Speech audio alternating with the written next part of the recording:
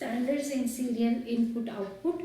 So the term standard refers to the features which are generally accepted in the industry, and these standards are normally defined by the professional organizations, and the standards can include assignment of the pin position, voltage levels, the speed of data transfer, the length of the cable, and the mechanical specifications.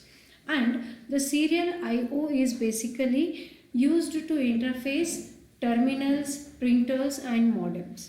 So when we talk about the serial I/O, the data can be transmitted in the form of either current or the voltage.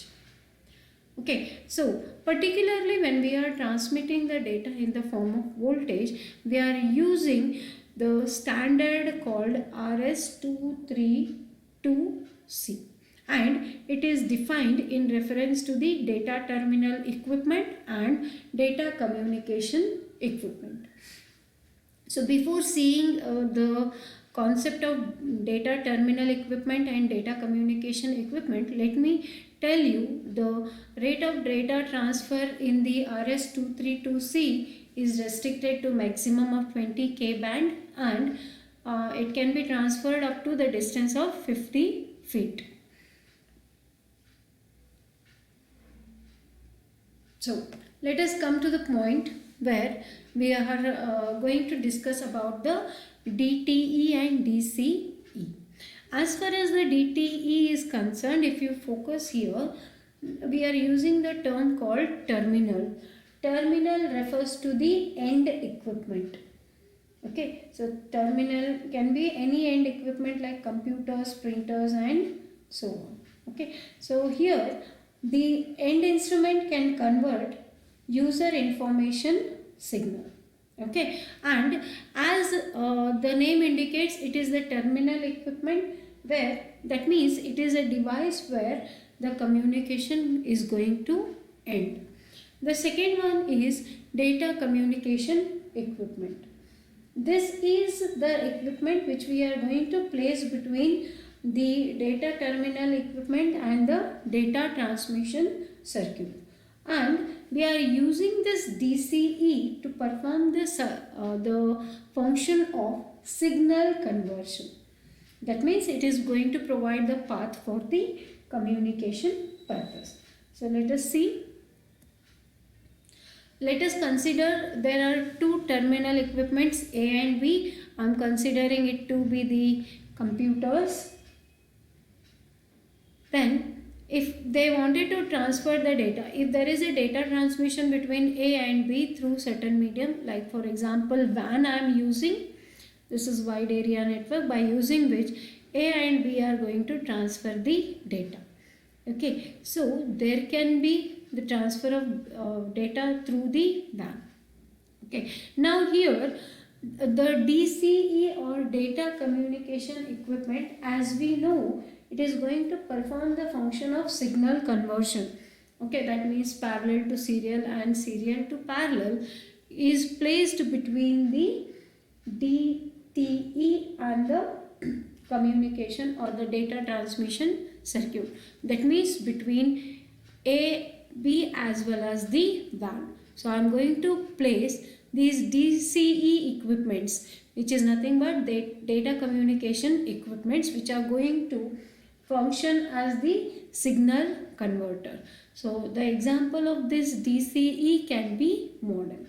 So this is the way in which there will be the data transfer whenever we are transferring the data in the form of voltage.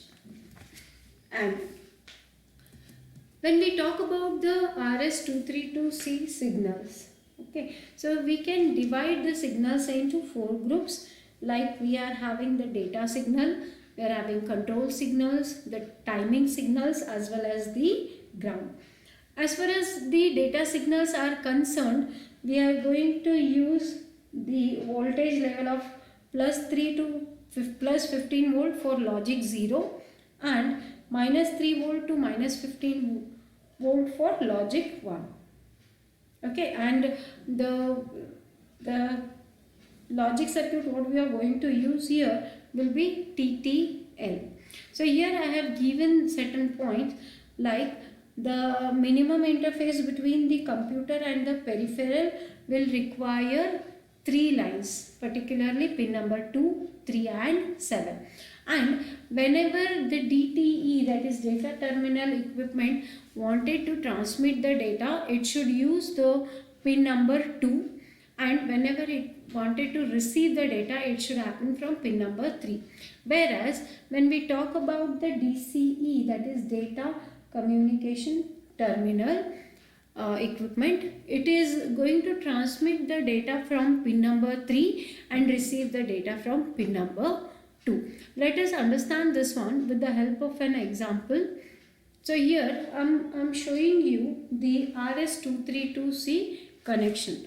Okay, if you see the first diagram here, you can see that there is a data communication between the data terminal equipment as well as the DCE, which is nothing but the data communication equipment. Okay, so there is a data transfer between the computer as well as the modem. So as we know, the DTE is going to use pin number 2 for transferring the data. So here I am using arrow towards DCE. TX indicates transfer of the data, and RX, which is nothing but the DC is as it is receiving the data, so I have written here RX, and DCE is going to receive the data from pin number 2. Similarly, DCE is going to transmit the data from pin number 3 and DTE is going to receive the data from pin number 3. Whereas pin number 7 in both the devices will act as the ground.